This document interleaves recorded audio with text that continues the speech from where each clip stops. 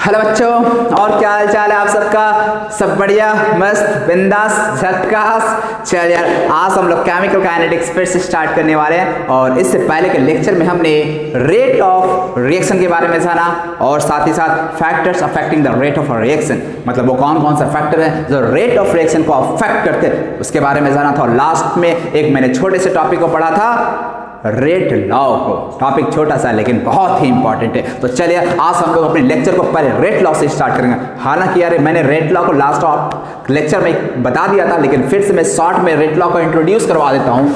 और यदि यार कोई बच्चे फर्स्ट टाइम इस वीडियो को देख रहे हैं तो यार पहले के वीडियो देख ले, नहीं तो फिर आगे आपको पता है यार कुछ समझ आने वाला नहीं है, सब ऊपर से पार होने वाला है।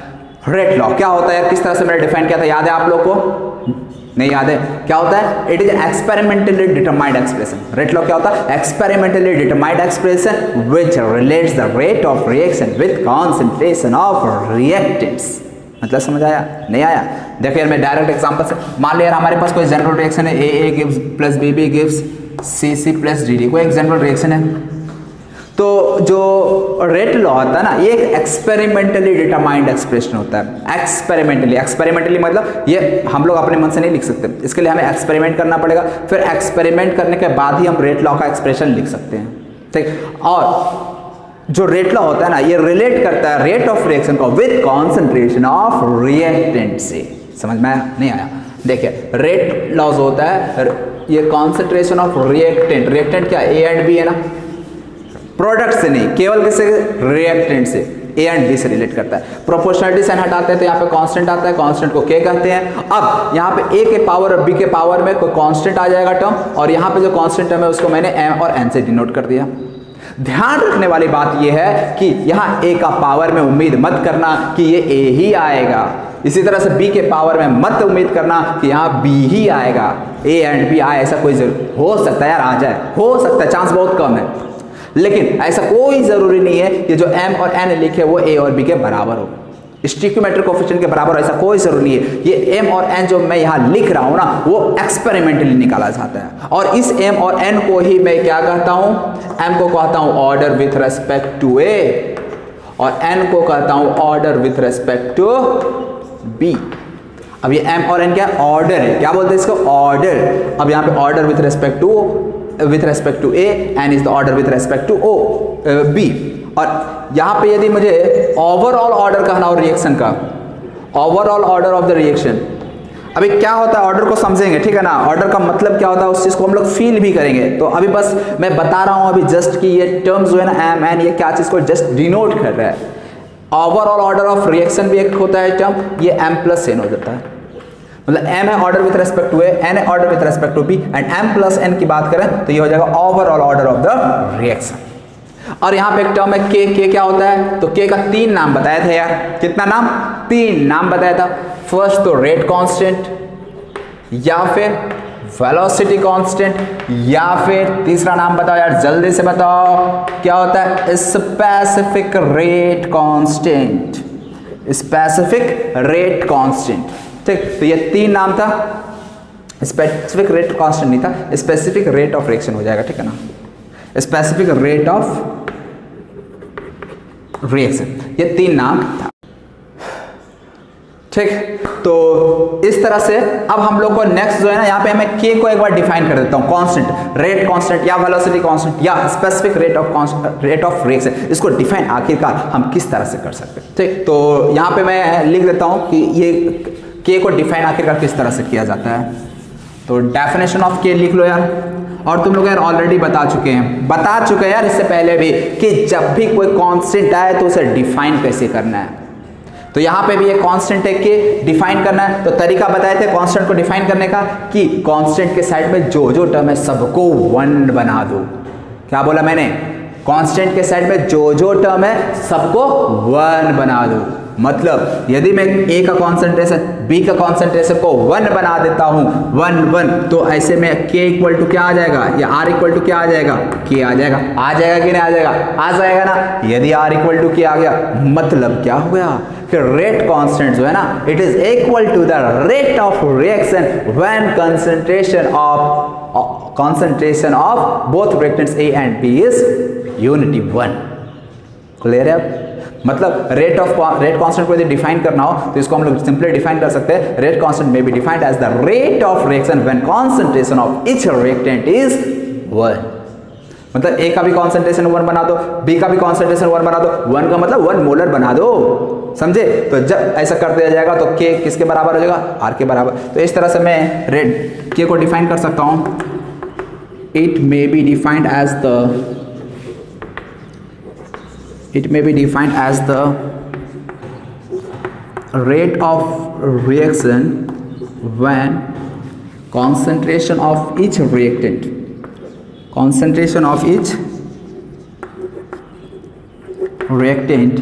is unity। इससे पहले भी यार तुम लोग को हम लोग कांस्टेंट डिफाइन करने के बताए हैं। जैसे यदि मैं एलिवेशन इन बॉइलिंग पॉइंट की बात करूं तो delta T B equal to क्या होता था? K B into molality. K B को क्या कहते थे? Ebullioscopic constant. याद है ना यार तुम लोगों को? के बी को यदि डिफाइन करना होता था तो हम लोग किसको 1 कर देते थे?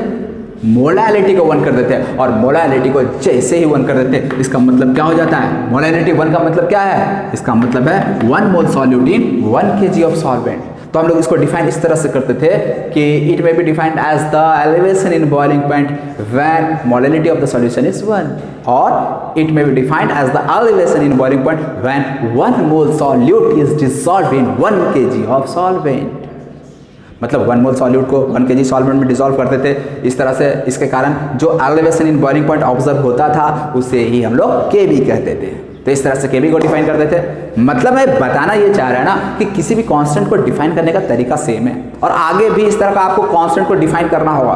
तो यार तो कितना रट हो गया, तो इसलिए तरीका बता रहे, सीख जाओ यार, रटने का टेंशन ही नहीं रहेगा, समझे? तो इसलिए यहाँ पे के को यदि डिफाइन करना हो तो मैं इस तरह से डिफाइन कर सकता हूँ, it may be defined as the rate of reaction when concentration of each reactant is 1। Clear? तो चलो यार ये चीज सीख गए। अब हम लोग देखिए अभी ऑर्डर के बारे में लिखे थे ना, ऑर्डर के बारे में आएंगे। अब नेक्स्ट टॉपिक जो अपना पहले मॉलिक्यूलरिटी समझते हैं, उसके बाद हम लोग ऑर्डर पे आएंगे। तो चलो यार अब इसे मैं मिटा देता, आप लोग नोट कर लो। तो चलो यार नेक्स्ट मॉलिक्यूलरिटी जान लेते हैं क्या होता है मॉलिक्यूलरिटी। तो सबसे पहले यार मॉलिक्यूलरिटी का डेफिनेशन देख लेते हैं। मॉलिक्यूलरिटी को डिफाइन किस तरह से किया जाएगा? तुम लोग को यार राइटिंग समझ में आ रहा है ना? हाँ,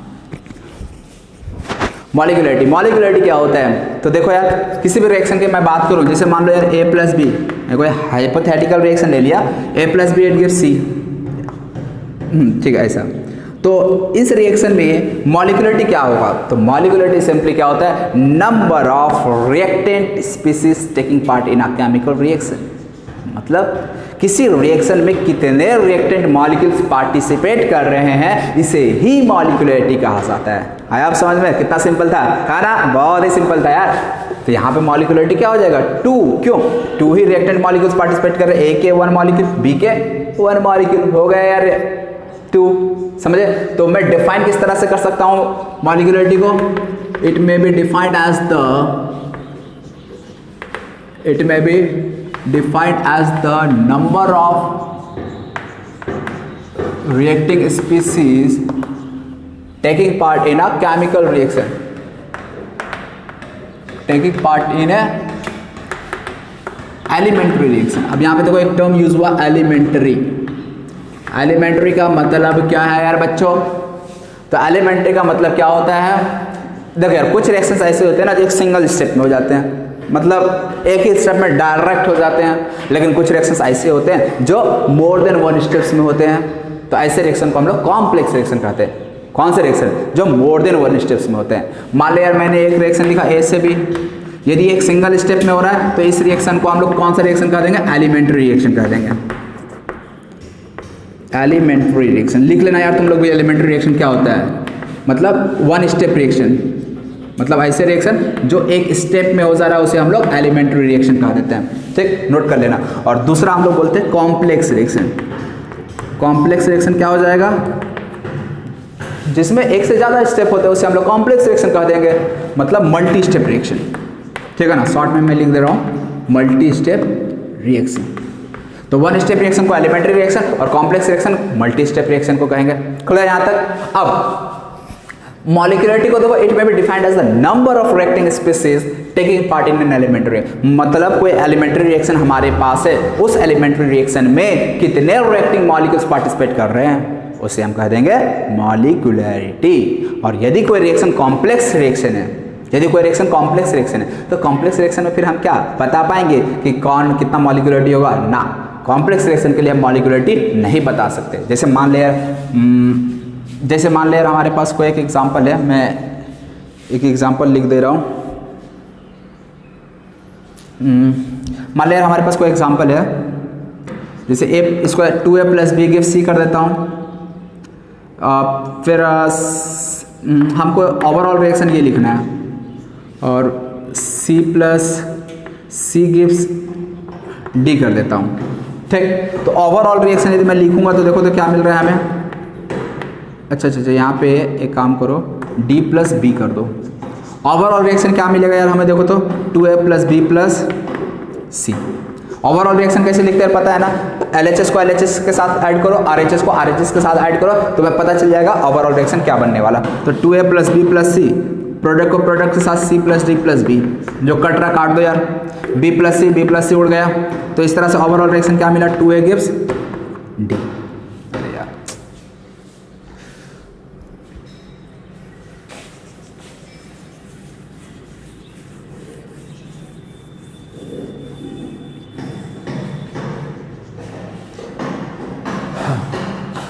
तो इस तरह से आप लोग यार याद रखना, एलिमेंट्री और कॉम्प्लेक्स रिएक्शन।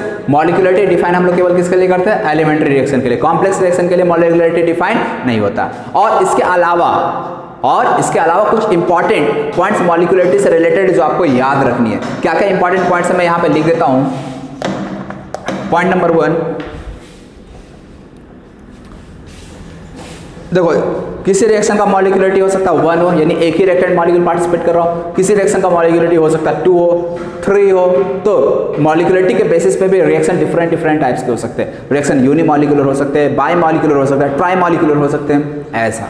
तो यूनिमॉलिक्यूलर रिएक्शन का मतलब जहां मॉलिक्यूलरिटी 1, बाई मॉलिक्यूलर रिएक्शन का मतलब जहां मॉलिक्यूलरिटी 2, ट्राई मॉलिक्यूलर रिएक्शन का मतलब जहां मॉलिक्यूलरिटी 3 होता हो। तो यहाँ पे लिख देता हूं, रिएक्शन में भी यूनिमॉलिक्यूलर, और क्या क्या हो सकता है? By molecular, try molecular, ETC। अब देखिए जनरली, यदि मैं जनरली की बात करूं तो मॉलिक्यूलरिटी 3 से एक्सीड नहीं करता जनरली। मतलब मोस्ट ऑफ द रिएक्शन में आप यही ऑब्जर्व करोगे कि मॉलिक्यूलरिटी 3 से एक्सीड नहीं करता। अब बहुत सारे रिएक्शन ऐसे भी होते हैं जहां तुम बोल सकते हो कि मॉलिक्यूलरिटी 3 से ज़्यादा हो जाता है, ठीक, लेकिन जनरली यदि मैं बात करूं तो 3 से ज़्यादा नहीं होगा। यदि मॉलिक्यूलरिटी 3 से ज़्यादा कहीं आ रहा है, इसका मतलब वो रिएक्शन एलिमेंट्री रिएक्शन है ही नहीं, फिर वो रिएक्शन कैसा हो जाएगा? कॉम्प्लेक्स रिएक्शन हो जाएगा। अब चलो यार ऐसा 2-4 एग्जाम्पल मैं कर लेता हूँ। पहले रुको यार, मैं लिख देता हूँ सारा पॉइंट, उसके बाद हम लोग डायरेक्ट एग्जाम्पल कर लेंगे मॉलिक्यूलरिटी पे based. Generally molecularity of any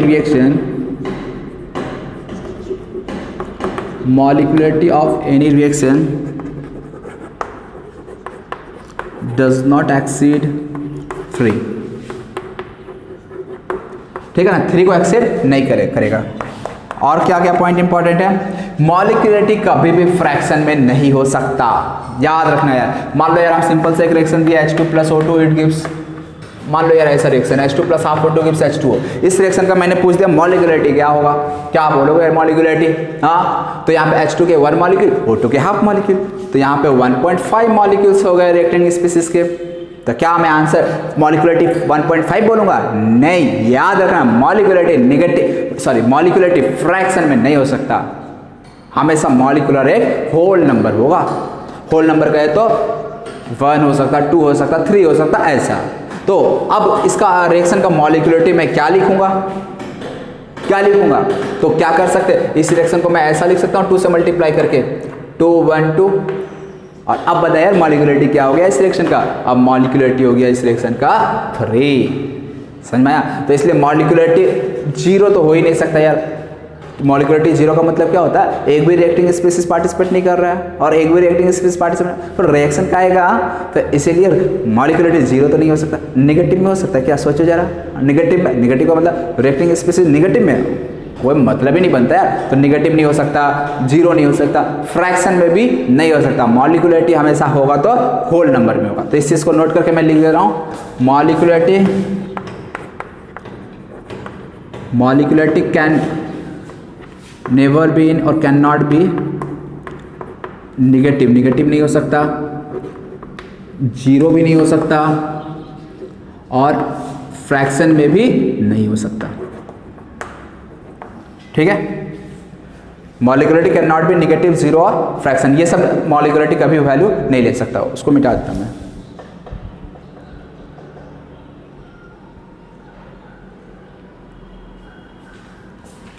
अब मान लो यार कोई कॉम्प्लेक्स रिएक्शन है, कॉम्प्लेक्स रिएक्शन का हमें मॉलिक्युलरिटी बताना है तो मैं क्या बताऊंगा, कॉम्प्लेक्स रिएक्शन का मॉलिक्युलरिटी बताना है तो क्या बताऊंगा। तो देखो यार, कॉम्प्लेक्स रिएक्शन के लिए मॉलिक्युलरिटी हमेशा जो स्लोवेस्ट स्टेप होता है उसके रेस्पेक्ट में बताया जाता है। स्लोवेस्ट स्टेप का मतलब क्या, तो देखो यार समझा दे रहा हूँ, मतलब मैं लिख दे रहा हूँ हमारे point. For complex reaction, complex reaction का मतलब याद है ना, मल्टी स्टेप रिएक्शन, उसको कॉम्प्लेक्स रिएक्शन कहूँगा मैं। For complex reaction molecularity is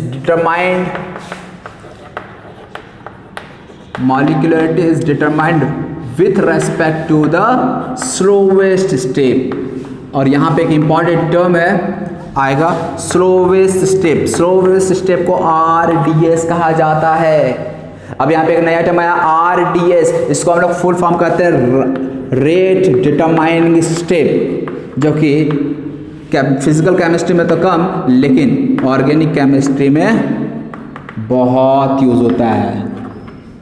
RDS का नाम क्या हो गया, रेट डिटरमाइनिंग यार स्पेलिंग गलत हो गया,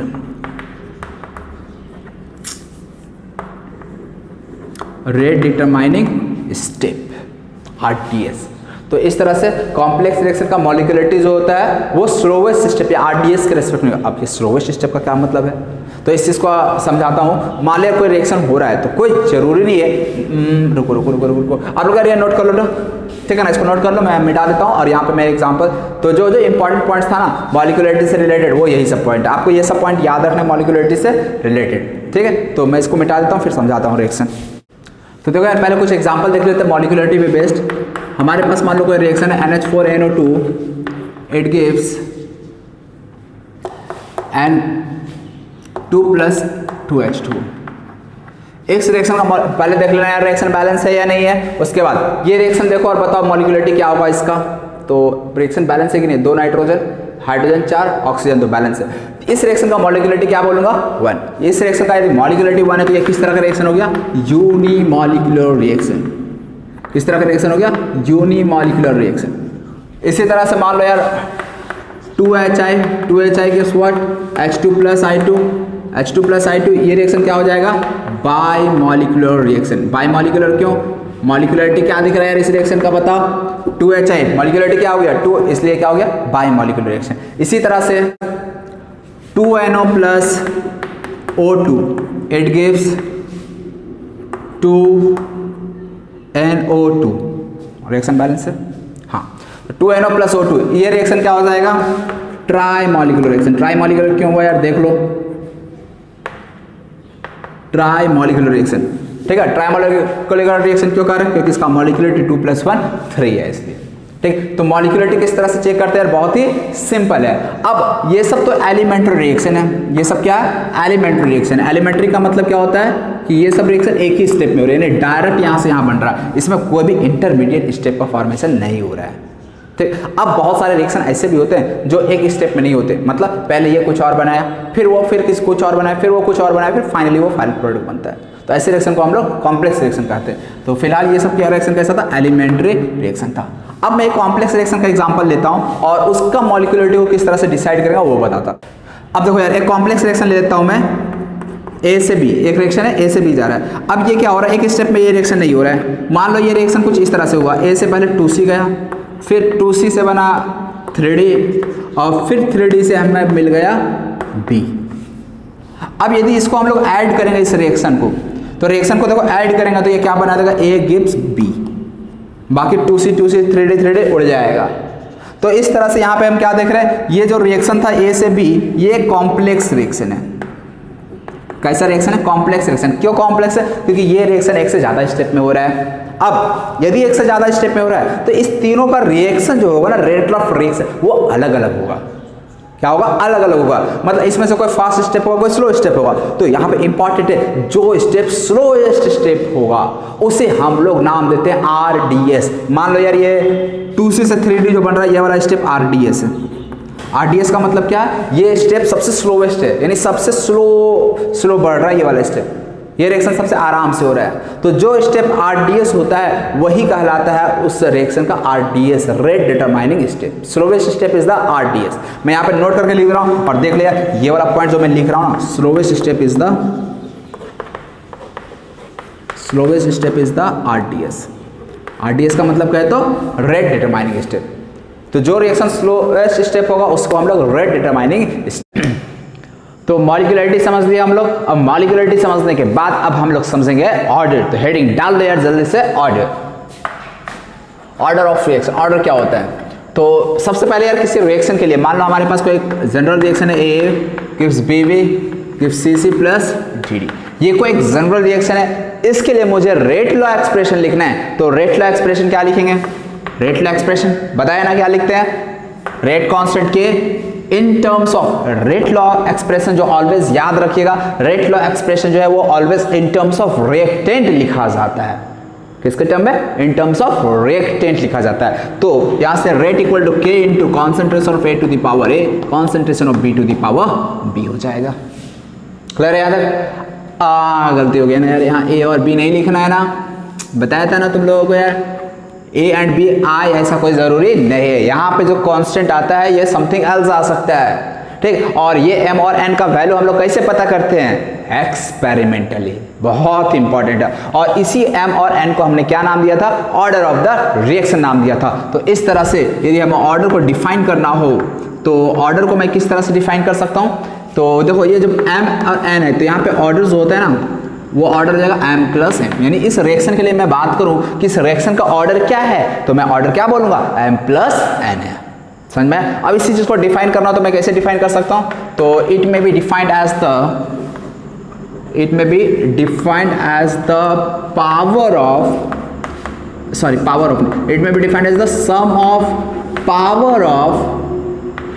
concentration term,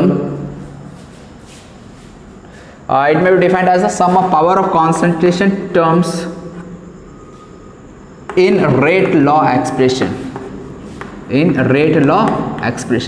मतलब ये कि रेट लॉ का जो एक्सप्रेशन होता है, उस रेट लॉ के एक्सप्रेशन में जो कॉन्सेंट्रेशन टर्म था उसके पावर के सम को ही मैं ऑर्डर कह सकता हूं। समझ में आया या नहीं आया? अभी नहीं आया तो देख लिया यहाँ पे रिएक्शन था A B CC D।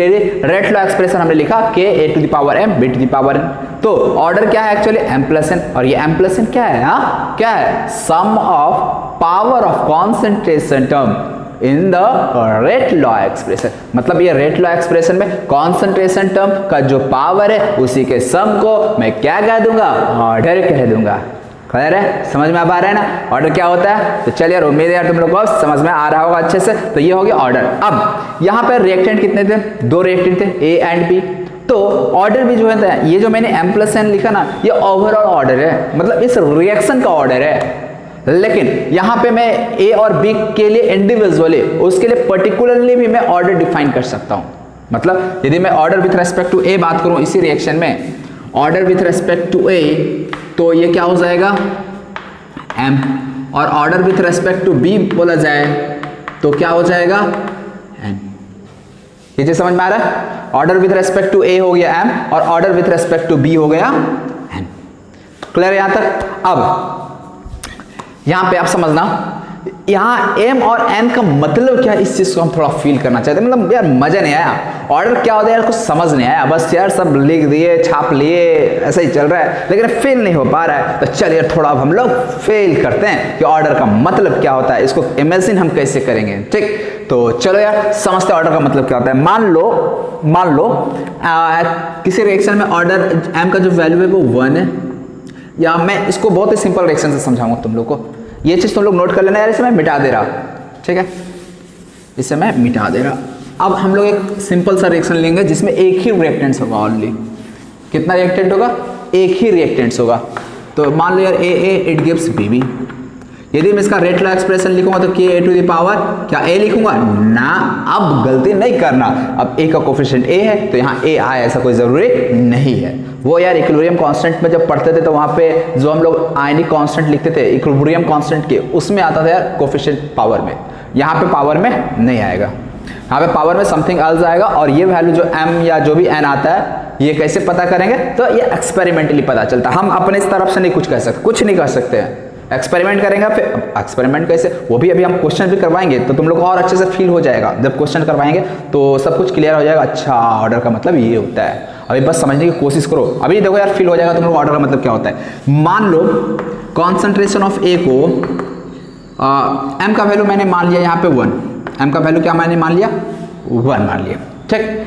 यदि मैं कॉन्सेंट्रेशन ऑफ ए हमारा जब 1 मोलर था, पहले कॉन्सेंट्रेशन ऑफ ए कितना था 1 मोलर था, तो मैं इसको दो ये कर देता हूँ, इधर कॉन्सेंट्रेशन ऑफ ए है और इधर रेट है। यदि कॉन्सेंट्रेशन ऑफ ए 1 मोलर था तो रेट समथिंग रहा होगा, रेट समथिंग रहा होगा, रेट रहा R1 मान लिया, क्लियर, या इसको RE में मान लिया मैं। लेकिन यदि कॉन्सेंट्रेशन ऑफ ए को डबल कर दिया, मतलब यहाँ पे 1 लिए हुए थे, 1 को मैंने जस्ट डबल कर दिया, जैसे ही कॉन्सेंट्रेशन ऑफ ए को डबल कर दिया तो रेट पे क्या फर्क पड़ेगा यार, जरा सोच के बताओ। तो यार पावर में 1 है, समझना, पावर में 1 है। यदि हम कॉन्सेंट्रेशन ऑफ ए को डबल कर दिए यानी 1 का 2 बना दिए तो रेट कितना टाइम्स हो जाएगा, कितना टाइम्स हो जाएगा 2 टाइम्स हो जाएगा रेट भी। समझ में आ रहा है? नहीं समझ में आया? कोई बात नहीं यार, चलो मैं और सिंपल तरीके से समझाता हूं। जब कॉन्सेंट्रेशन ऑफ ए कितना था 1 था तो रेट का वैल्यू के बराबर ही आ रहा था, ठीक है। लेकिन जैसे कॉन्सेंट्रेशन ऑफ ए को डबल कर दिया यानी 1 के बजाय 2 कर दिया गया तो अब रेट चेंज होकर मान लिया उस नए रेट को R' मान लिया। जैसे कॉन्सेंट्रेशन ऑफ ए को चेंज करेंगे, स्टार्टिंग में रेट मैंने R माना था जब कॉन्सेंट्रेशन ऑफ ए 1 था, ये वैल्यू मैंने पहले मान लिया। ऑर्डर का क्या है अभी, m का वैल्यू क्या है 1, ये पहले मैं मान लिया। तो r equal to K into 1 का power 1 that is r equal to K आ गया। यहां तक तो क्लियर है। अब मैंने कॉन्सेंट्रेशन ऑफ ए को डबल कर दिया, मतलब a के जगह पे अब 1 था ना, अब मैं यहाँ पे 2 कर दे रहा हूं, तो कॉन्सेंट्रेशन चेंज हुआ तो रेट भी चेंज होगा। तो रेट को मैंने r' से रिप्रेजेंट कर दिया और यहाँ पे k इंटू 2 का पावर 1, और इस तरह से r' इक्वल टू क्या हो गया 2 इंटू के, ये इक्वेशन 2 आ गया। क्लियर यहां तक? अब यहां से R' पे R निकालना चाहता हूं, हमें R' का वैल्यू निकालना था ना कि रेट जो नया रेट आ रहा है वो किस तरह से चेंज हो रहा है। यदि मैं रिएक्टेंट का कॉन्सेंट्रेशन को डबल कर दिया तो रेट पे क्या चेंज आया, रेट किस तरह से चेंज हो रहा है ये मैं जानना चाहता हूं, ठीक। तो अब R' का वैल्यू क्या हो जाएगा R' बाय R, तो मैं 2/1 कर दिया, ठीक है ना, इक्वेशन 2 अपॉन इक्वेशन 1 कर दिया। तो 2 अपॉन किया तो देखिए जब भी डिवाइड करा जाता है इक्वेशन को तो LHS को LHS के साथ RHS को RHS के साथ, ये सब यार बच्चों वाली बात है, तुम लोग बहुत बड़े हो चुके हो, तुम लोग को बताने की जरूरत नहीं है। और ये क्या आ जाएगा 2 के अपॉन के दैट इज 2, के तो उड़ जाएगा ना, सेम रिएक्शन है, सेम रिएक्शन है तो के का वैल्यू चेंज होगा क्या? नहीं, बिल्कुल चेंज नहीं होगा। के को तो वरदान प्राप्त है यार कि उसको केवल टेम्परेचर ही चेंज कर सकता है। तो यहां से R' का वैल्यू क्या आ गया 2R आ गया। मतलब ये कि यदि हम कॉन्सेंट्रेशन ऑफ ए को डबल कर दे तो रेट भी 2 टाइम्स हो जाएगा। अब तो यार ये चीज समझ में आ रहा हुआ ऐसा क्यों हुआ।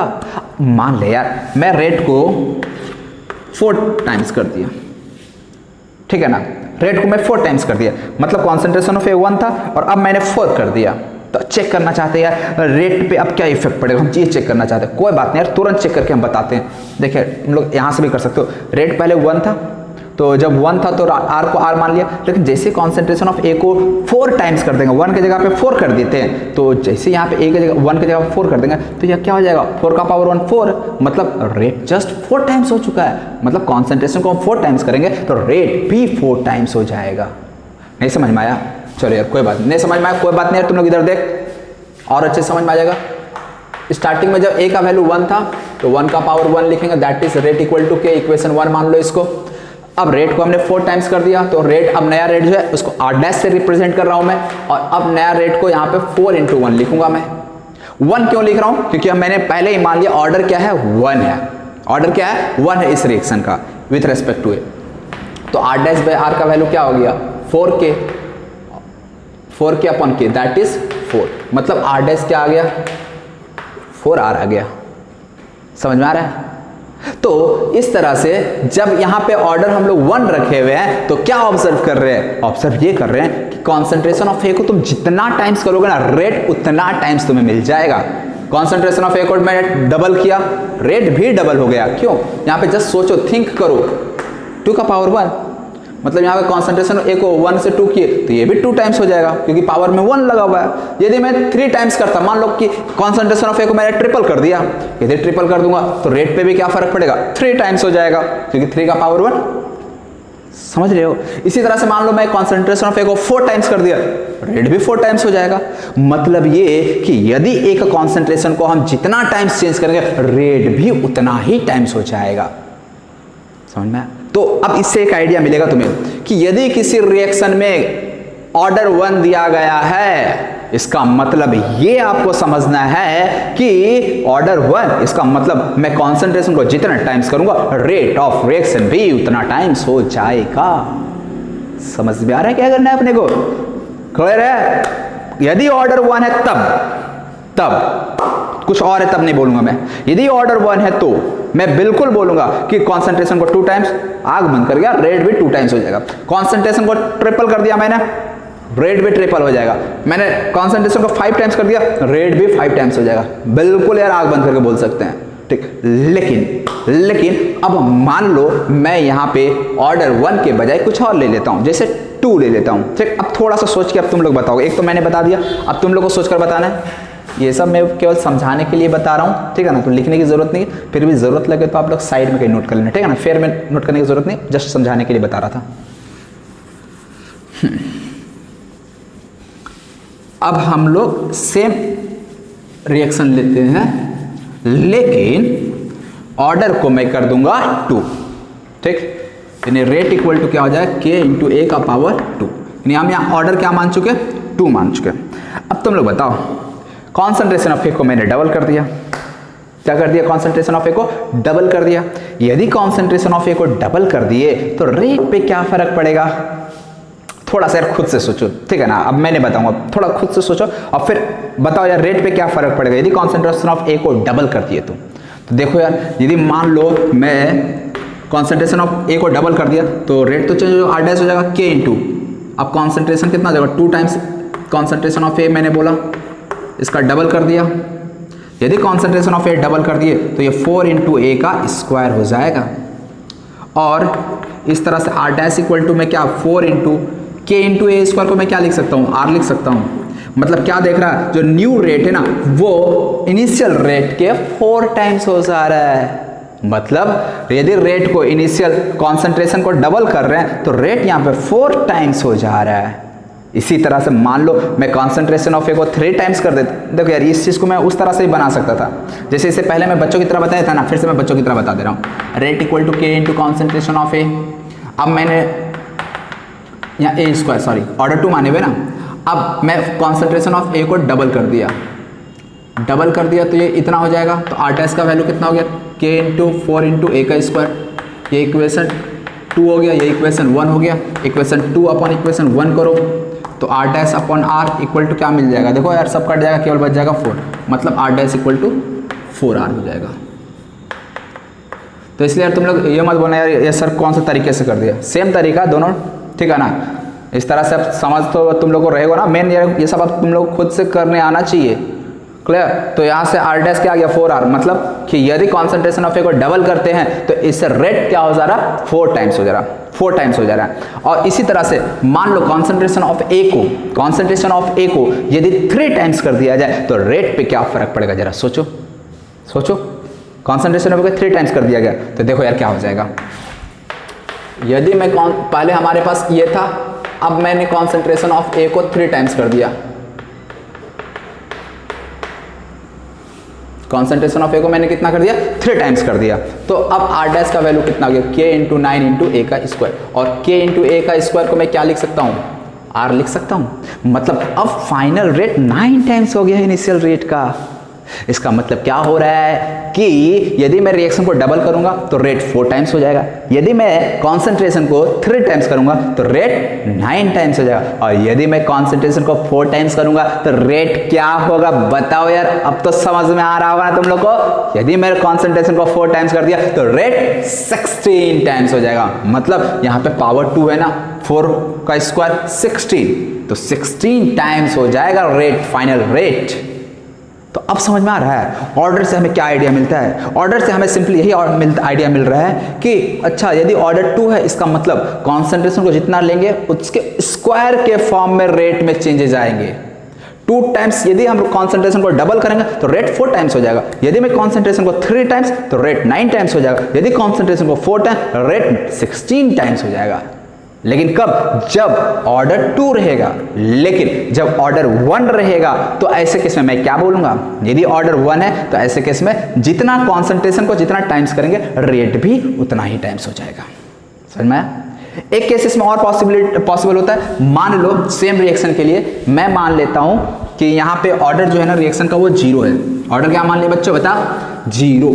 अब 0 मान लेता हूं, तब तुम लोग बता दो यार, ए का कॉन्सेंट्रेशन को डबल करेंगे तो क्या हो जाएगा यार, रेट ऑफ रिएक्शन पे क्या फर्क पड़ेगा। मान लो हम ऑर्डर 0 कर दिया, कॉन्सेंट्रेशन ऑफ ए को मैंने डबल कर दिया, कॉन्सेंट्रेशन ऑफ ए को मैंने डबल कर दिया, मतलब 2 टाइम्स से कोई फर्क पड़ा क्या? कॉन्सेंट्रेशन ऑफ ए का पावर 0 दैट इज के, डबल कर दिया तो डबल कर दिया तो यार कुछ भी रहे उसका पावर 0 का वैल्यू तो 1 ही होता है ना, तो ये भी वैल्यू क्या रहेगा, के ही रहेगा। इसी तरह से मान लो मैं 3 टाइम्स कर देता हूं तो यार बता 3 टाइम्स कर दिए तो कोई चेंज हो जाएगा क्या?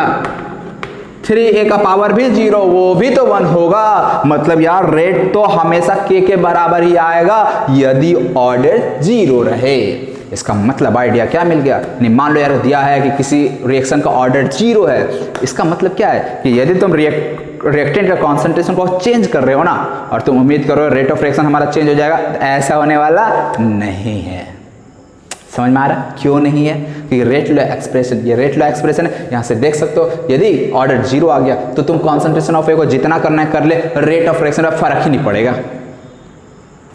तो अब तुम लोग को यार उम्मीद है कि अब फीलिंग आ गया होगा कि ऑर्डर का मतलब होता क्या। यदि कहीं ऑर्डर 1 कहा जाए कि रिएक्शन का ऑर्डर 1 है, इसका मतलब अच्छा ऑर्डर 1 है, इसका मतलब कॉन्सेंट्रेशन यदि रिएक्टेंट का चेंज करेंगे तो जितना टाइम्स रिएक्टेंट का कॉन्सेंट्रेशन करेंगे उतना टाइम्स रेट ऑफ रिएक्शन हो जाएगा, ये मतलब है। हाँ, यदि ऑर्डर 2 आया, अच्छा ऑर्डर 2 है रिएक्शन का, इसका मतलब कॉन्सेंट्रेशन को हम 2 टाइम्स करेंगे ना तो रेट हमें 4 टाइम्स मिलने वाला। यदि कॉन्सेंट्रेशन को 3 टाइम्स करेंगे ना तो रेट 9 टाइम्स मिलने वाला है। मान ले किसी रिएक्शन का ऑर्डर 0 है, इसका मतलब अच्छा 0 है, इसका मतलब कॉन्सेंट्रेशन को चेंज करो, रेट चेंज ही नहीं होने वाला है। उसको 2 time 3 time 4 time 5 time 100 times कर दे, रेट वही का वही रहेगा। समझ में आ रहा?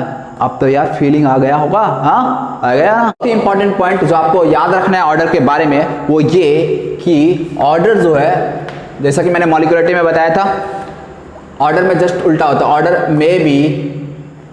ऑर्डर में भी नेगेटिव, 0, पॉजिटिव और फ्रैक्शन, कुछ भी हो सकता है। नेगेटिव भी हो सकता है, पॉजिटिव भी हो सकता है, 0 भी हो सकता है, फ्रैक्शन भी हो सकता है, कुछ भी हो सकता है ऑर्डर। तो इसलिए इस पॉइंट को नोट करके लिख लेना। अब हम लोग के का यूनिट पे आते हैं। के का यूनिट क्या होगा? क्लियर? तो के का यूनिट कैसे बताएंगे? तो देख लो यार, यूनिट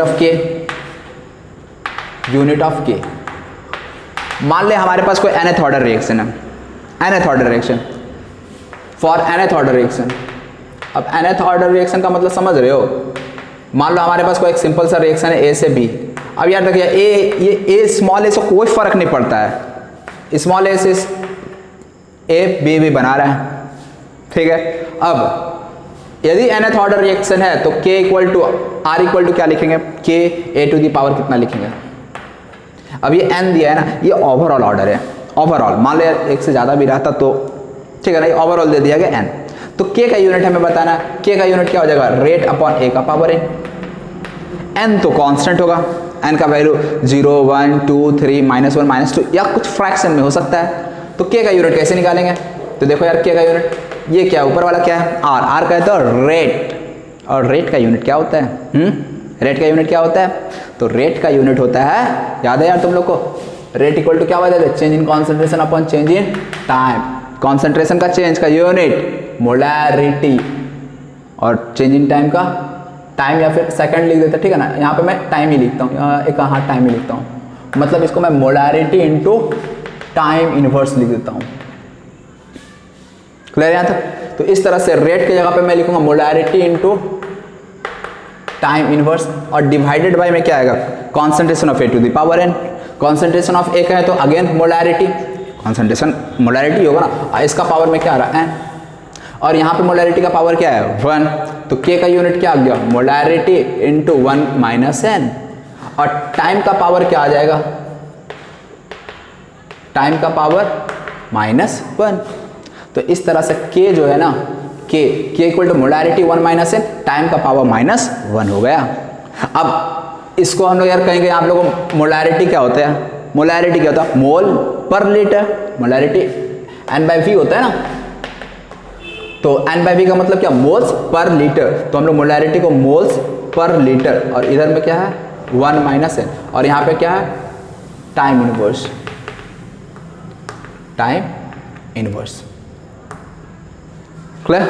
तो यहाँ से K इक्वल टू क्या आ जा रहा है, mole litre inverse 1 minus n, तो यहाँ पे क्या हो जाएगा मोल, देखो यार मोल का पावर में 1 है ना, और यहाँ पे 1 माइनस एन है, तो मोल 1 माइनस एन, समझ में आ रहा है ना तुम लोग को, दिख रहा है ना यार तुम लोग को। फिर यहाँ पे लीटर का पावर क्या हो जाएगा -1 है, और यहाँ पे 1 माइनस एन है, पता है ना, ये आपस में मल्टीप्लाई हो जाता है, जैसे मल्टीप्लाई होगा तो लीटर में n-1 आ जाएगा, और टाइम में क्या आ जाएगा, टाइम में -1 का -1 रहेगा, समझ में आ रहा। तो इस तरह से आप लोग को यार एक्चुअली देखो यार 3 फार्मूला मैंने यहाँ पे देखा जाए तो लिख दिया मैंने, 3 नहीं, एक ये और एक ये, 2 फार्मूला, इसी को तो स्प्लिट करके ये लिखे। तो यहाँ पे यदि यूनिट की बात की जाए तो यूनिट आपको यही वाला याद रखना के का। अब क्या यूनिट ऑफ के फिक्स है, क्या हर रिएक्शन के लिए के का यूनिट सेम होगा, सेम होगा क्या, बिल्कुल नहीं। अब डिपेंड करेगा किस पे, एन पे डिपेंड करेगा, किस पे डिपेंड करेगा, एन पे डिपेंड करेगा। तो थोड़ा देख लेते हैं कि अलग अलग ऑर्डर के लिए के का यूनिट क्या क्या आएगा। तो देखो यार, सबसे पहले मैं मान लो फर्स्ट ऑर्डर रिएक्शन की बात करता हूं, for first order reaction, for first order reaction, यदि फर्स्ट ऑर्डर रिएक्शन है तो एन का वैल्यू क्या हो गया 1। अब तुम लोग बताया, पहले तुम लोग खुद से कोशिश करोगे, के का यूनिट खुद से बताओगे, ठीक है ना, उसके बाद वीडियो देखना स्टार्ट करोगे।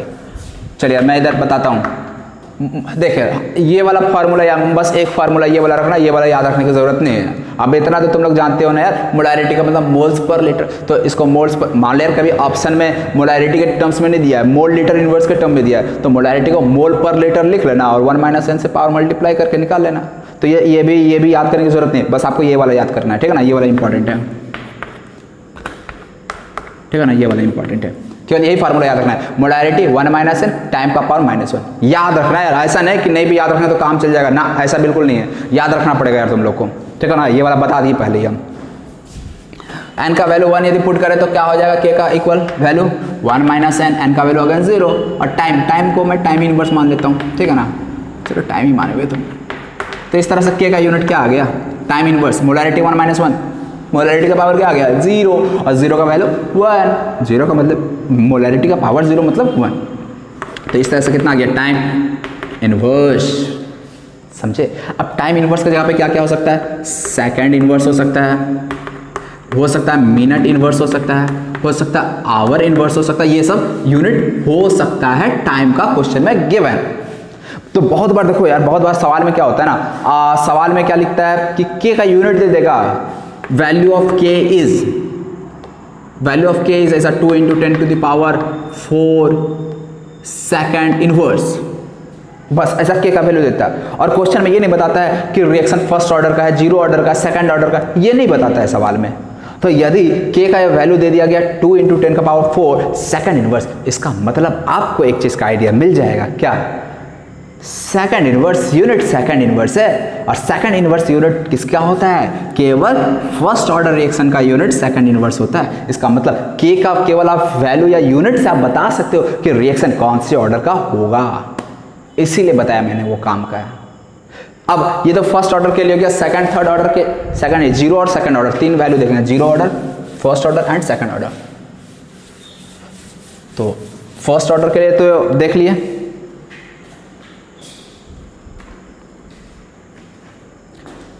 यदि फॉर जीरोथ ऑर्डर रिएक्शन हुआ तो यार के का वैल्यू क्या हो जाएगा, एन का वैल्यू क्या हो गया 0, तो मोलैरिटी 1 माइनस एन, एन यहाँ पे क्या हो जाएगा 0, यहाँ पे क्या आ जाएगा टाइम इनवर्स,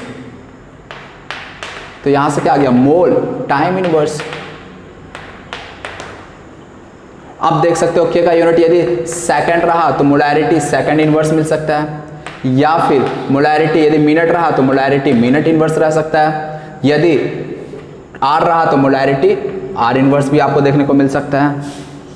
अब समझ में आ रहा है? तो इस तरह से यदि जीरोथ ऑर्डर रिएक्शन है तो unit molar into time inverse होगा उसका यूनिट। क्लियर? अब हम लोग थर्ड ऑर्डर रिएक्शन के लिए भी देख लेते हैं, यहाँ नीचे बता देता हूँ।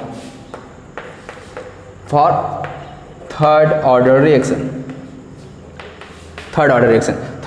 के लिए क्या हो जाएगा m1 माइनस एन, एन कहे तो अब 3 हो, सॉरी थर्ड क्यों यार, सेकंड ऑर्डर ना, कुछ ज़्यादा ही छलांग मार दिया, फर्स्ट 0 फिर सेकंड आएगा ना, ऐसे 0 आना चाहिए फिर फर्स्ट आना चाहिए फिर सेकंड आना चाहिए, लेकिन फर्स्ट ऑर्डर ज़्यादा यूज़फुल होता है इसलिए मैं फर्स्ट ऑर्डर को पहले बता दिया। और इसलिए यार ये याद रखना, ये दोनों तो चलो ज़्यादातर यूज़ नहीं होता बट यूज़ होगा, ये तीनों यूज़ होगा। हाँ सेकंड ऑर्डर वाला कम होगा लेकिन जीरो एंड फर्स्ट ऑर्डर तो खूब यूज़ होगा। क्यों? क्योंकि आपके सिलेबस में यही zero order and first order को पढ़ना है। पढ़ने का मतलब क्या, अभी तुम लोगों को कुछ समझ नहीं आ रहा क्या पढ़ना है नहीं पढ़ना है, आगे जब बताएंगे ना, इसके लिए बहुत सारा रेट कांस्टेंट के का जो वैल्यू है ना, के का वैल्यू को हम एक एक्सप्रेशन फाइंड आउट करेंगे, अभी डिटरमाइन करेंगे एक्सप्रेशन के का, फर्स्ट ऑर्डर के लिए, जीरो ऑर्डर के लिए, सेकंड ऑर्डर के लिए कुछ नहीं करना, सेकंड ऑर्डर के लिए बस ये सब छोटा छोटा बातें याद रखना और कुछ याद नहीं रखने की जरूरत है। ठीक, तो इसीलिए के का यूनिट जो होता है ना, जीरो और फर्स्ट ऑर्डर के लिए तुम लोग याद कर लो। हाँ लेकिन कहीं कहीं हो सकता है ज़रूरत पड़ जाए, तो आपको जो तरीका बताए थे वो बस तरीका सीखो, रटने की ज़रूरत नहीं, रटना बस एक है molarity 1 minus n time inverse, that's it. Clear? हाँ तो सेकंड ऑर्डर रिएक्शन के लिए बात करें तो m1 माइनस 3 और यहाँ पे टाइम इनवर्स, टाइम का इनवर्स तो फिक्स है यार, फिक्स है। के का वैल्यू मोलैरिटी का पावर -2 और इधर टाइम इनवर्स। ठीक, सेकंड में रहा तो सेकंड इनवर्स, मिनट रहा तो मिनट इनवर्स, इस तरह से अपने अकॉर्डिंग यूनिट ले लेना। तो क्लियर है यार ये चीज़, यूनिट में कोई दिक्कत अब तो नहीं होगा। अब उम्मीद करता हूँ यार अब इसमें कोई दिक्कत आप लोग को जाने वाला नहीं है। तो चलो यार ऑर्डर के बारे में हम लोग बहुत कुछ सीख लिया। अब हम लोग इस पर पहले छोटा छोटा बेसिक्स प्रॉब्लम जो है ना ऑर्डर पे, जो बेसिक्स प्रॉब्लम है उसको हम लोग कर देते हैं, जिससे कि अपना ऑर्डर का जो कॉन्सेप्ट है ना वो और अच्छा हो जाए। तो चलो यार नोट कर लो, मैं अब क्वेश्चन स्टार्ट करता हूँ। चलो यार सवाल अब दिख रहा है तुम लोगों को, सवाल मैं पढ़ देता हूँ एक बार। क्या है?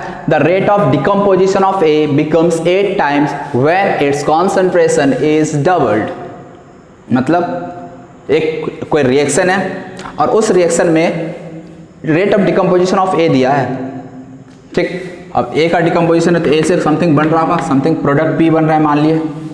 हमें ये दिया हुआ है कि जो रेट ऑफ डिकम्पोजिशन ऑफ ए है, अब डिकम्पोजिशन बात रिएक्टेंट के लिए किया जाता है, रिएक्टेंट ही ना घटेगा, इसका अमाउंट कम होगा, डिकम्पोज कौन होगा? रिएक्टेंट ही होगा ना। तो इसीलिए यहाँ पे रेट ऑफ डिकम्पोजिशन ऑफ ए लिखा है और rate of decomposition of A becomes 8 times. मतलब क्या हो गया? Rate of decomposition of 8 times का मतलब रेट ऑफ रिएक्शन बढ़ गया या घट गया, बता यार। तो रेट ऑफ डिकम्पोजिशन ऑफ ए तो घट रहा था और ये 8 टाइम्स हो रहा है, मतलब बहुत तेजी से घट रहा है, समझे? तो इसलिए रेट ऑफ रिएक्शन हम क्या बोलेंगे? 8 टाइम्स बढ़ गया। यदि रेट ऑफ रिएक्शन के टर्म्स में बात करूंगा ना तो मैं क्या बोलूंगा? रेट ऑफ रिएक्शन 8 टाइम्स बढ़ गया। बट कब, किस कंडीशन में? When concentration of A is doubled. अब इसका मतलब क्या है? तो यार जस्ट पहले रेट लॉ एक्सप्रेशन लिखो। अच्छा इतना तो आइडिया तुम लोग को मिल गया होगा ना। क्या आइडिया मिल गया? आइडिया क्या मिल गया कि इस रिएक्शन में केवल रिएक्टेंट ए ही रहा होगा। क्यों?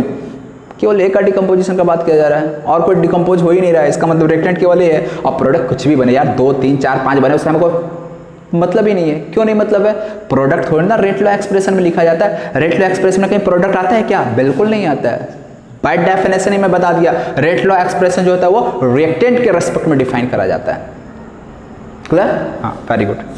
चलिए रेट लिख, rate equal to K into ए का पावर पता क्या हो जाएगा? अच्छा हाँ हमें तो बताना है यार, what is the order of reaction. तो ऑर्डर क्या मान लेंगे? एन मान लेते हैं। स्टार्टिंग में चलो यार इक्वेशन 1 मान लिया। अब जब हम लोग कॉन्सेंट्रेशन ऑफ ए को डबल कर दिए, मतलब 2 टाइम्स कर दिए, ठीक है ना, तो यदि कॉन्सेंट्रेशन ऑफ ए को 2 टाइम्स कर दिया तो रिएक्शन जो रेट था R डैश ये कितना हो जा रहा था 8R हो जा रहा था। समझ में आ रहा मैं ऐसा क्यों कर रहा हूँ? हाँ, पहले R था जब कॉन्सेंट्रेशन ऑफ ए को मैंने A मान लिया था, लेकिन जैसे A को 2A मान लिया तो रेट हो गया 8R। क्लियर? अब 8R इक्वल टू मैं क्या लिख सकता हूँ? K इंटू 2 का पावर n इंटू A का पावर, अच्छा K इंटू A का पावर n को मैं क्या लिख, K इंटू A का पावर n को क्या लिख सकता हूँ? R लिख सकता हूँ। देख लिया? और ऐसा नहीं समझ में आ रहा है तो इसको 2/1 कर दो, या फिर दिख रहा है K का पावर n को तो R माने थे तो यहाँ से 8R इक्वल टू क्या हो जाएगा? 2 इंटू R। यहाँ से R और R उड़ गया, वही यहाँ पर 2 का पावर n आएगा ना, हाँ 8 इक्वल टू 2 का पावर n आएगा। तो इस तरह से 8 इक्वल टू 2 का पावर n इक्वल टू 8, यानी n का वैल्यू क्या रहा होगा यार? तब तो यार अब ये सब बताना पड़ेगा क्या तुम लोग को? n का वैल्यू क्या हो जाएगा? 3। 8 को 2 का पावर 3 लिख सकते हैं ना, दोनों का बेस सेम तो पावर भी सेम रहा होगा, दैट इज n का वैल्यू क्या हो गया? 3। मतलब ये रिएक्शन कौन से ऑर्डर का होगा? थर्ड ऑर्डर रिएक्शन है। समझ में? और ऐसे भी सोच सकते हो कॉन्सेंट्रेशन को डबल करने से रेट हमारा 8 टाइम हो जा रहा है, तो ऑर्डर 1 तो नहीं रहा होगा। यदि ऑर्डर 1 होता तो कॉन्सेंट्रेशन को डबल करने से रेट भी डबल होना चाहिए था। ऑर्डर 2 भी नहीं हो सकता, क्यों? ऑर्डर यदि 2 होता इसका मतलब कॉन्सेंट्रेशन को डबल करने से रेट 4 टाइम्स होना चाहिए था। अब ये देखो यार तुम लोग फील कर पा रहे हो कि नहीं, तुम्हारे ऊपर है, ठीक है ना? मैंने जो बताया था बेसिक से यदि उस तरह से चल रहे हो तो यार बिल्कुल तुम लोग फील कर रहे होगे। मतलब बताने की चाह रहे ना कि ये सब करने की जरूरत नहीं था, ये सब छोटे छोटे सवाल तुम लोग दिन में भी दिमाग में भी कर सकते हो, ठीक है ना? दिन नहीं दिमाग में भी कर सकते हो। हाँ, तो यदि रेट कॉन्सेंट्रेशन को डबल किया गया तो रेट 4 टाइम्स होता, लेकिन यहाँ पे तो बोला गया कॉन्सेंट्रेशन को डबल करने से रेट 8 टाइम्स हो जा रहा है। इसका मतलब डबल करने से 8 टाइम्स हो जा रहा है रेट, यानी पावर में क्या रहा होगा? 3 रहा होगा। 2 का पावर 3 8। समझ में आ रहा? मतलब ऑर्डर क्या हो गया? 3 हो गया। तो इस तरह से भी यार छोटे छोटे सवाल को इसलिए बोला ना, कॉन्सेप्ट यदि अच्छा रहेगा ना तो समय बचता है और कॉन्फिडेंस तो आता है यार, ठीक। तो ये एक छोटा सा क्वेश्चन था। अब एक और क्वेश्चन हम लोग लेते हैं इस पे बेस्ट, इसे आप लोग नोट कर लो। नेक्स्ट सवाल यार ये है, सवाल में पढ़ देता हूँ। The rate of reaction 2NO + Cl2 gives 2NOCl is doubled. Rate of reaction क्या हो रहा है? डबल हो जा रहा है। When concentration of Cl2 is double. कब? जब कॉन्सेंट्रेशन ऑफ Cl2 डबल करा जा रहा है, मतलब Cl2 का कॉन्सेंट्रेशन को डबल किए तो रेट ऑफ रिएक्शन डबल हो जा रहा है, ठीक। And it becomes 8 times when concentration of NO and Cl2 are doubled.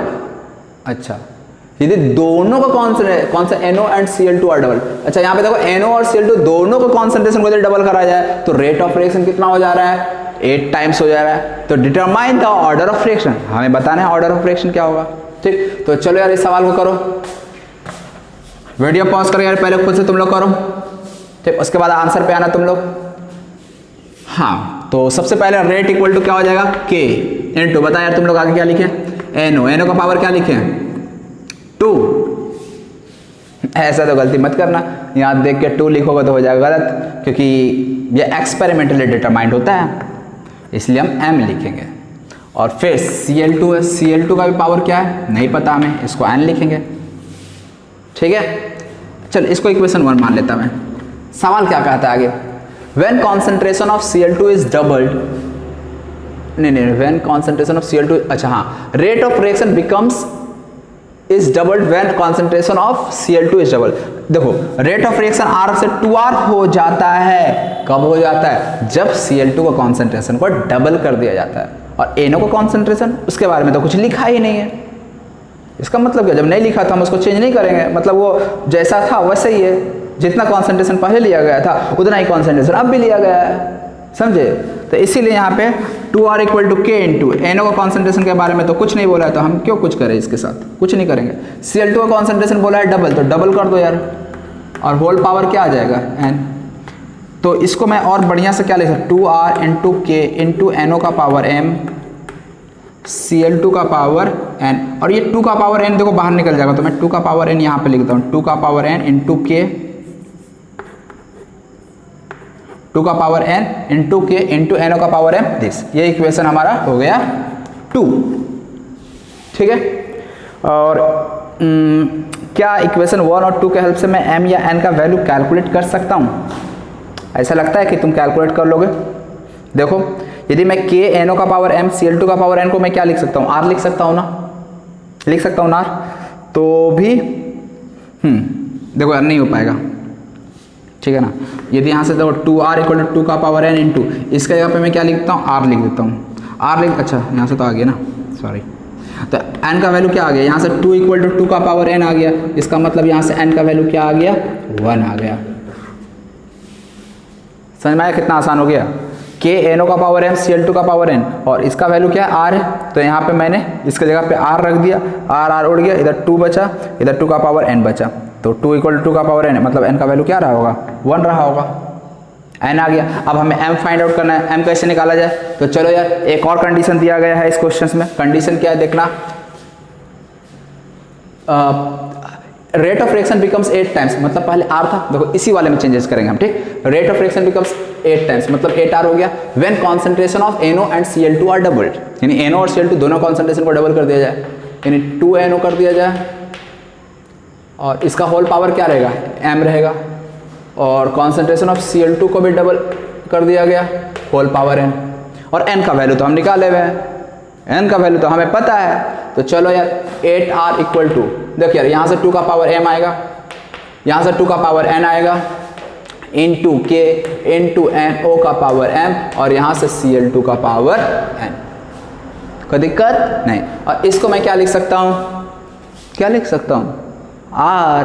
तो अब बता यार, अब तो हो गया 2 का पावर m इंटू 2 का पावर n इंटू R, ये R उड़ गया और n का वैल्यू हमें पहले से पता है, लो यार हो गया काम, 2 का पावर m इंटू 2 का पावर 1, 2 का पावर 1 का है तो 2, तो यहाँ से 2 को उड़ा 4 जाए, तो इस तरह से 2 का power m equal to 4, m का वैल्यू बताने की जरूरत, m का वैल्यू क्या आ जा रहा है, m का वैल्यू आ गया 2, 4 को 2 का स्क्वायर लिख सकते हैं ना, तो 2 का पावर m इक्वल टू 2 का स्क्वायर, m का वैल्यू क्या आ गया 2 और n का वैल्यू क्या आ गया 1, कितना इजी हो गया ना, समझ रहे हो। तो बस यार सवाल इस तरह का, आपको छोटा छोटा सवाल इसी तरह का दिखेगा, कौन सा जैसे 2 टाइम्स कर दिया गया, b का 3 टाइम्स कर दिया गया, 4 टाइम्स कर दिएगा, तो रेट ऑफ रिएक्शन इतना टाइम्स हो जा रहा है। तो बस इस तरह से इक्वेशन बनाना है, उसके बाद क्या सब्स्टिट्यूशन मेथड लगाओ और जो मेथड होता है मैथ्स लगाओ, सॉल्व करो, आंसर से मतलब ऑर्डर ऑफ रिएक्शन। हाँ लेकिन ऑर्डर ऑफ रिएक्शन में क्या मारूंगा, मुझे तो बोला गया था क्या determine the order of reaction, order of reaction क्या हो जाएगा, तो यहाँ पे n का वैल्यू 1, m का वैल्यू 2, तो ऑर्डर ऑफ रिएक्शन तो m प्लस n होगा ना, तो यहाँ पे मैं लिख दे रहा हूँ order of reaction equal to क्या बोल दूंगा मैं, 1 प्लस 2 इक्वल टू 3, इसका मतलब ऑर्डर ऑफ रिएक्शन कितना होगा 3 होगा, समझ में आया। हाँ यदि सवाल पूछा था order with respect to NO क्या होगा, तो order with respect to NO क्या होगा m मतलब 2, order with respect to Cl2 क्या होगा, तो आंसर क्या आ जाएगा, order with respect to Cl2 n का वैल्यू 1। अब देखो इसका भी मतलब जरा समझना है यार, थोड़ा फील करना है इस चीज़ को। यदि order with respect to NO देखा जाए तो m आ रहा था, NO के रेस्पेक्ट में ऑर्डर क्या m है ना, और m का वैल्यू 2 है। इसका मतलब समझना क्या है, इसका मतलब ये है यदि मैं केवल NO का कॉन्सेंट्रेशन को चेंज करूंगा, यदि मैं केवल NO का कॉन्सेंट्रेशन को चेंज कर रहा हूँ, चेंज करके तो मान लो डबल कर दिया, तो रेट पे फर्क क्या पड़ेगा, तो ऑर्डर 2 है ना, यानी हम इसका कॉन्सेंट्रेशन को डबल करेंगे ना तो रेट ऑफ रिएक्शन 4 टाइम्स हो जाएगा। और इसी तरह से यदि मान लो कॉन्सेंट्रेशन ऑफ एग्रो मैं थ्राइस कर दिया, 3 टाइम्स कर दिया, तो रेट ऑफ रिएक्शन 9 टाइम्स हो जाएगा। लेकिन यदि Cl2 का कॉन्सेंट्रेशन को मैं डबल करता हूं तो रेट ऑफ रिएक्शन पे क्या फर्क पड़ेगा, यदि इसको डबल किया तो रेट ऑफ रिएक्शन पे जस्ट डबल ही होगा। क्यों, n का value 1, order with respect to Cl2 1 है ना, इसका मतलब Cl2 का यदि तुम डबल कर रहे हो तो रेट डबल ही होगा, इसको 3 टाइम्स कर रहे हो तो रेट भी 3 टाइम्स होगा। लेकिन NO के केस में अलग था, क्यों, क्योंकि ऑर्डर वहां 2 था। तो ये डिफरेंस समझ में आ रहा है ना, दोनों का मतलब क्या है, तो किस पे कौन कितना डिपेंड करता है, NO Cl2, किसके कॉन्सेंट्रेशन को चेंज करने से रेट पे क्या असर पड़ेगा, फर्क पड़ेगा, ये सब चीज उम्मीद है क्लियर हो रही होगी। और क्लियर होने से भी ज्यादा जरूरी है कॉन्सेप्ट विजुअलाइजेशन अब थोड़ा क्लियर हो रहा होगा। ठीक, तो चलो यार ये हो गया, और 1-2 प्रॉब्लम कर लेते हैं इस पे बेस्ट, इसको मैं मिटा देता हूँ, आप लोग नोट कर लो। तो एक बार चलो नेक्स्ट क्वेश्चन ये है, सवाल देखो यार क्या है, A का कॉन्सेंट्रेशन, B का कॉन्सेंट्रेशन और इधर है रेट। रेट का यूनिट मोलर सेकंड इनवर्स, ये तो फिक्स होता है ना। रेट क्या होता है, change in concentration per unit time, मतलब बाय में टाइम, तो चेंज इन कॉन्सेंट्रेशन में मोलर और इधर टाइम इनवर्स सेकंड इनवर्स। ठीक, तो ये यूनिट दे दिया गया। अब A का कॉन्सेंट्रेशन जब 0.2 था, जब कॉन्सेंट्रेशन ऑफ B 0.3 था, तो रेट आ रहा था 5.07 इंटू 10⁻⁵। ठीक, मतलब A का कॉन्सेंट्रेशन ये, B का कॉन्सेंट्रेशन ये रखे तो रेट आया ये उसी तरह से ए का कॉन्सेंट्रेशन जब 0.2, अब देखो ए और बी का कॉन्सेंट्रेशन अब चेंज कर दिया गया। ए का कॉन्सेंट्रेशन 0.2 मतलब चेंज नहीं किया गया ए का कॉन्सेंट्रेशन को, पहले भी 0.2 था अब भी 0.2 है, लेकिन बी का कॉन्सेंट्रेशन को 0.1 कर दिया गया, तो रेट क्या आ रहा है 5.07 इंटू 10⁻⁵ आ रहा है। समझ रहे हो, मतलब ए का कॉन्सेंट्रेशन को सेम रखा, बी का कॉन्सेंट्रेशन को चेंज किया गया, तो रेट 5.07 इंटू 10⁻⁵ ही रह जाता है। और फिर और जब ए का कॉन्सेंट्रेशन को 0.4 किया गया, बी का कॉन्सेंट्रेशन को 0.05 किया गया, तो रेट जो आ रहा है वो 7.16 इंटू 10⁻⁵ आ रहा है। मतलब समझना यार, यहाँ पे क्या हो गया, कितने बार एक्सपेरिमेंट किया गया, 3 बार। पहला एक्सपेरिमेंट में ए का कॉन्सेंट्रेशन को 0.2, बी का कॉन्सेंट्रेशन को 0.3 लिया गया। देखिए ये यदि रिएक्शन लिखूंगा ना तो रिएक्शन रहा होगा A plus B give something P. अब प्रोडक्ट में 1 प्रोडक्ट 2 प्रोडक्ट 3 प्रोडक्ट जितना भी हो कोई फर्क नहीं पड़ता अपने को, और इसका कोफिशिएंट भी कुछ भी हो कोई फर्क नहीं पड़ता अपने आप को। रेट इक्वल टू यदि लिखूंगा तो k इंटू ए का पावर क्या लिखूंगा, m ही लिखूंगा, इससे तो कोई फर्क पड़ने वाला है नहीं। b का पावर क्या लिखूंगा, n ही लिखूंगा। तो अब यहाँ पे क्या किया गया, a का कॉन्सेंट्रेशन पहले 2 फिर 0.3, तो उससे फिर रेट निकाला गया। अब समझना यार, एक्सपेरिमेंट जो मैंने कहा था कि ऑर्डर जो होता है ना एक एक्सपेरिमेंटली डिटरमाइंड वैल्यू होता है। ऑर्डर क्या होता है, एक्सपेरिमेंट। देखिए मॉलिक्यूलरिटी और ऑर्डर में एक बहुत बड़ा डिफरेंस ये भी है कि मॉलिक्यूलरिटी जो होता है वो हम लोग थ्योरेटिकल वैल्यू कहते हैं उसको, लेकिन ऑर्डर क्या होता है एक्सपेरिमेंटली डिटरमाइंड वैल्यू होता है। ऑर्डर तुम जस्ट रिएक्शन को देखकर नहीं बता सकते हो, लेकिन मॉलिक्यूलरिटी तुम जस्ट रिएक्शन को देखकर बता सकते हो। लास्ट में मैं डिफरेंस लिखवा दूंगा मॉलिक्यूलरिटी और ऑर्डर के बीच में, क्योंकि वो बोर्ड में पूछ दिया जाता है। तो ए का कॉन्सेंट्रेशन 0.2, बी का कॉन्सेंट्रेशन 0.3, तो रेट का वैल्यू आया ये। फिर दूसरा एक्सपेरिमेंट किया गया जिसमें ए का कॉन्सेंट्रेशन को 0.2 ही रखा गया, बी का कॉन्सेंट्रेशन को 0.1 रखा गया, रेट अगेन 5.07 इंटू 10⁻⁵। फिर तीसरे बार उसी रिएक्शन को रिपीट किया गया, लेकिन अब रिएक्शन को में ए का कॉन्सेंट्रेशन को 0.4 कर दिया गया, बी का कॉन्सेंट्रेशन को 0.05 कर दिया गया, और रेट जो ऑब्जर्व हुआ वो 7.16 इंटू 10⁻⁵ आया। तो अब हमें बताना है order with respect to A and B क्या होगा, बताओ जरा। देखो बी के रेस्पेक्ट में ऑर्डर बताना बहुत आसान है। ए का कॉन्सेंट्रेशन को सेम रखा गया, बी का कॉन्सेंट्रेशन को चेंज किया गया, क्या रेट पे कोई फर्क पड़ा, रेट जितना था उतना ही है। इसका मतलब बी का कॉन्सेंट्रेशन को चेंज करने से रेट पे तो कोई चेंज ही नहीं आया। और यदि ऐसा हो रहा है तो जरा सोचो कि कॉन्सेंट्रेशन को चेंज कितना 0.3 से 0.1 मतलब 3 टाइम्स कम कर दिया, तो कॉन्सेंट्रेशन ऑफ बी को चेंज किया गया, रेट पे फर्क ही नहीं पड़ा। कौन सा ऑर्डर रहा होगा, जीरोथ ऑर्डर। क्या रहा होगा, जीरोथ ऑर्डर। समझ में नहीं आया, नहीं आया तो चलिए बाय प्रोसेस चलते हैं अब हम लोग। हाँ, जब रेट का वैल्यू 5.07 इंटू 10⁻⁵, के का वैल्यू हमें नहीं पता, ए का कॉन्सेंट्रेशन 0.2 का पावर m, बी का पावर 0.3 था होल पावर n, ये हो गया इक्वेशन 1।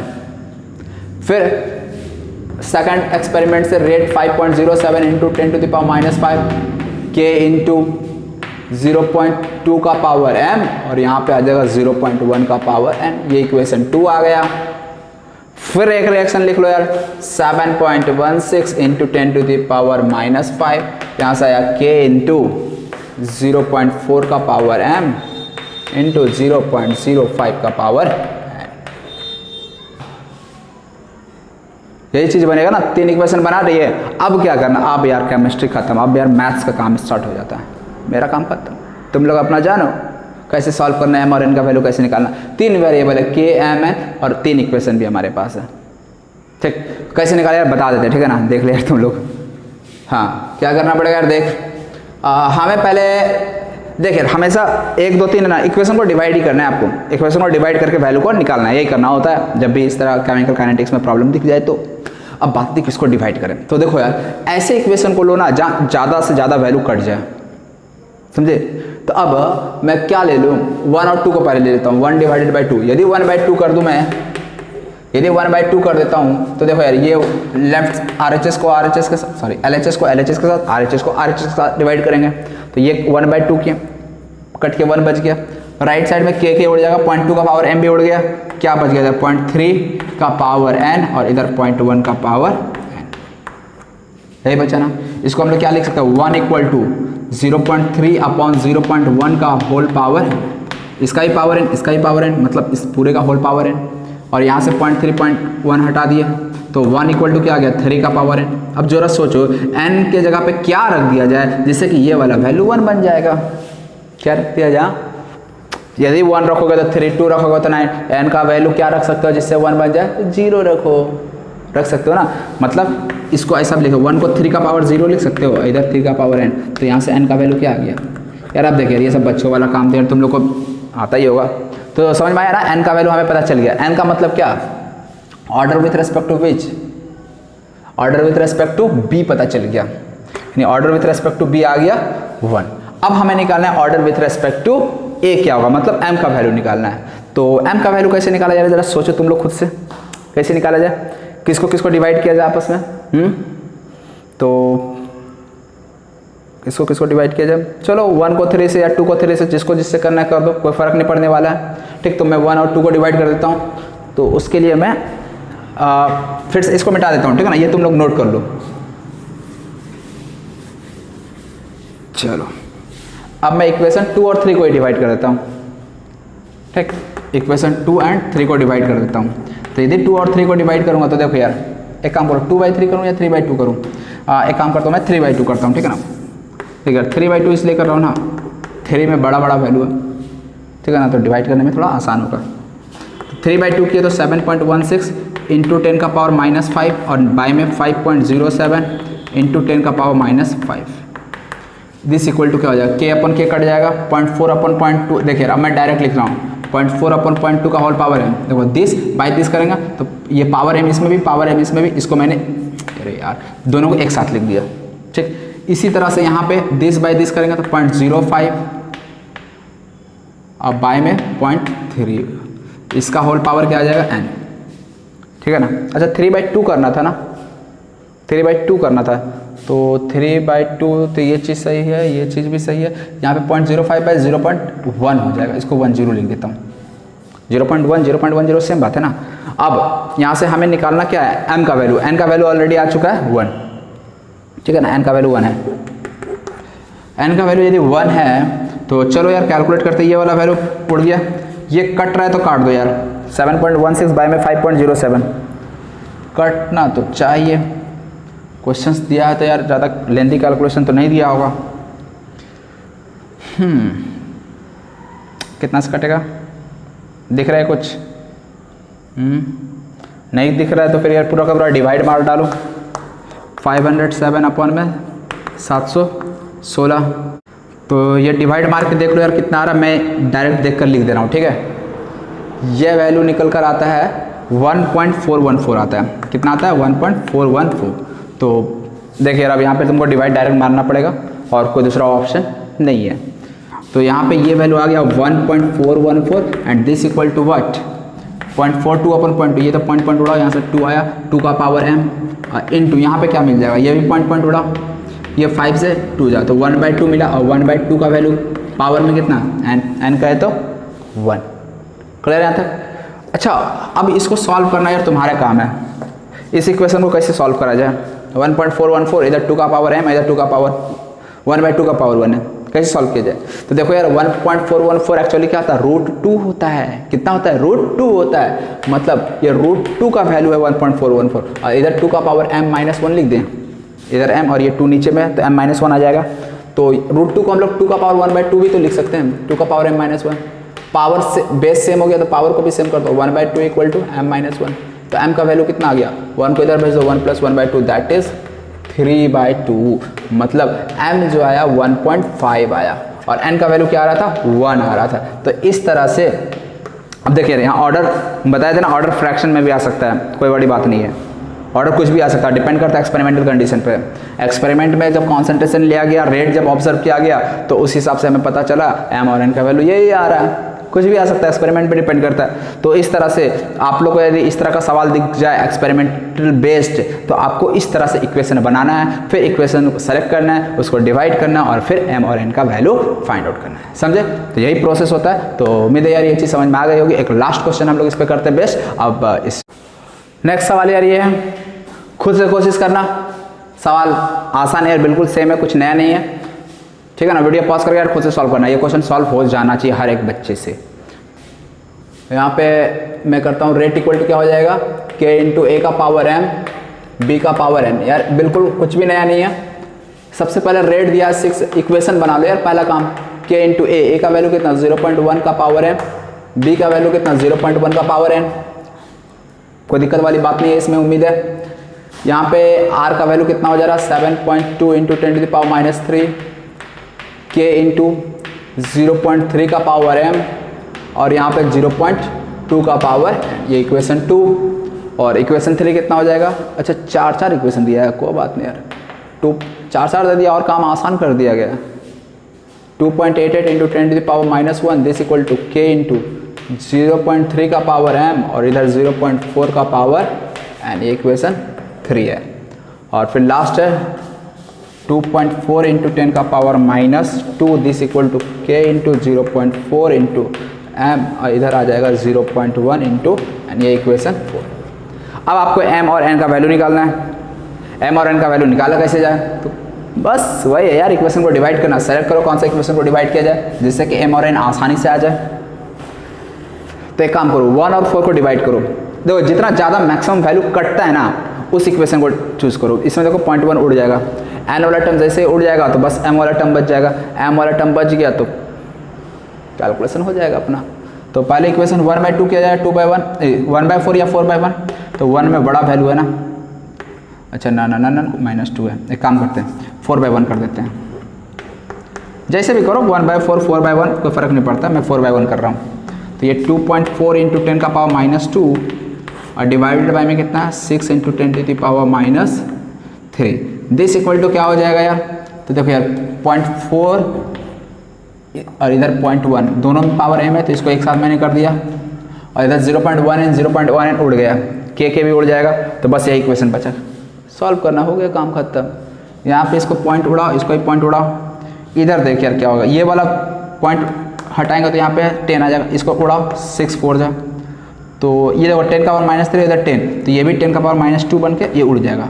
तो इस तरह से इधर 4 बचा और इधर 4 का पावर m बचा। तो यहाँ से डायरेक्ट में m इक्वल टू क्या बोल सकता हूँ 1, समझ में आया। तो इस तरह से m का वैल्यू क्या आ गया 1। m1 का मतलब order with respect to a, order with respect to a कितना है 1। इसका मतलब क्या हो गया, कॉन्सेंट्रेशन को डबल करेंगे तो डबल हो जाएगा, कॉन्सेंट्रेशन ट्रिपल करेंगे तो रेट ऑफ रिएक्शन ट्रिपल हो जाएगा, कॉन्सेंट्रेशन ऑफ ए को 4 टाइम्स करेंगे तो रेट ऑफ रिएक्शन भी 4 टाइम्स हो जाएगा। समझ में आया। तो इस तरह से यार हमारा m का वैल्यू निकल गया। अब n का वैल्यू निकालना, तो कैसे निकाला जाए n का वैल्यू, तो अगेन यार बस आप लोगों को क्या करना है, मैं मिटा दे रहा हूँ, नोट कर लेना यार तुम लोग इसको। कैसे निकाला जाए यार बता बच्चों, कुछ नहीं करना, बस देखना यार। अब n का वैल्यू निकालना है ना, तो ऐसा वैल्यू लो जिसमें m उड़ जाएगा 2 और 3, m वाला उड़ जाएगा बच जाएगा n वाला, बस यही दिमाग लगाना, जो उड़ जाए उसको ले लो, जो निकालना है वो बच जाए, खत्म। तो 2/3 क्या आ जाता है, 3/2 करा जाए, 3/2 करेंगे, क्यों 3 में बड़ा वैल्यू दिख रहा है इसलिए, -1 या -3, इस वाला वैल्यू भी मत जाना 7.2 करने का 1/3 भी कर सकते हो, कोई फर्क नहीं पड़ता, ठीक। 3/2 तो 2.88 इंटू 10 टू द पावर -1 और डिवाइडेड बाय में 7.2 into 10 to the power -3 this equal to 0.3 उड़ गया, यहाँ पे बचेगा 0.4 अपॉन में 0.2, होल पावर कितना बचा n बचा। चलो ये 0.2 ये 2 0 यहाँ पे आ जाएगा 100, ये पॉइंट उड़ाएंगे तो एक 10 ऊपर आएगा ना इस पॉइंट, और यहाँ पे फाइनली एक 10 बच जाएगा, ठीक है ना यहाँ तक। अच्छा ये देखो यार कट रहा है, देखिए 4 से पूरा उड़ जाएगा, देखिए 4 से मल्टीप्लाई करेंगे ना, 4 से पूरा उड़ जाएगा, तुम लोग काट छाट कर लेना खुद से। तो यहाँ से 4 बचा और इंटू 10 का पावर क्या बचा -1, और यहाँ पे ये -2 हो गया ना, तो -2 ऊपर चला जाएगा 2, यानी ये 4 इंटू 10 का पावर +1 बच जाएगा, ठीक है। तो ये 4 इंटू 10 का पावर 1 बच गया, और इधर क्या हो जा रहा है, ये पॉइंट उड़ जाएगा 2 2 जा, यहाँ पे 2 का पावर क्या मिल गया n मिल गया। यहाँ पे 10 का पावर में लोचा नहीं है ना यार, कुछ गलती तो नहीं कर रहे हैं। 10 इधर 100 आएगा, इधर 10 आएगा, एक 10 बच जाएगा, -2 यहाँ पे -1 सही है, 40 हो जा रहा कैलकुलेशन, फिर यार n का वैल्यू आसानी से नहीं निकल पाएगा। यहाँ पे देखिए गलती कहाँ पे हो गया, ये -3 है ना, -3 की जगह पे क्या हो जाएगा 2 हो जाएगा, गलती यहाँ हो रहा था। 7 हाँ देखिए 7.2 इंटू 10 -3 नहीं है, यहाँ पे -2 है, ठीक है, गलती यहाँ पे हो गया था, सही कर लेना तुम लोग यार। तो -2 जैसे ही आएगा तो ये वाला भी वैल्यू पूरा उड़ जाएगा, इधर बच जाएगा 4 इक्वल टू 2 का पावर n, तो यहाँ से n का वैल्यू कितना आ गया 2। तो इस तरह से m का वैल्यू 1 आया और n का वैल्यू आया 2, हो गया हमारा काम, बस अपने को यही करना था, ठीक है ना। देखिए यार मेन ये मैथ्स पार्ट है वो बस थोड़ा पेशेंस रख के करना हो जाएगा, और ये सब गलती मत करना, कोई वैल्यू गलती मत पुट करना, थोड़ा पेशेंस रख के, बहुत जल्दी में भी मत करना। तो इस तरह से अपना ऑर्डर पे बेस्ड 2-4 प्रॉब्लम कर लिए, और हम लोग कुछ और प्रॉब्लम इस पर बेस्ड करेंगे, लेकिन आज नहीं करेंगे, नेक्स्ट लेक्चर में करेंगे, ठीक। अभी के लिए इतना ही, तुम लोग एक बार रिवाइज कर लेना है जितना भी कुछ मैं पढ़ाया और जितना भी अभी बेसिक्स न्यूमेरिकल कराया वो, और अच्छा प्रॉब्लम हम लोग नेक्स्ट क्लास में करेंगे। अभी के लिए वीडियो को यहीं पे समाप्त करते हैं। वीडियो देखने के लिए बहुत बहुत थैंक्स बच्चों, and bye bye, have a nice day.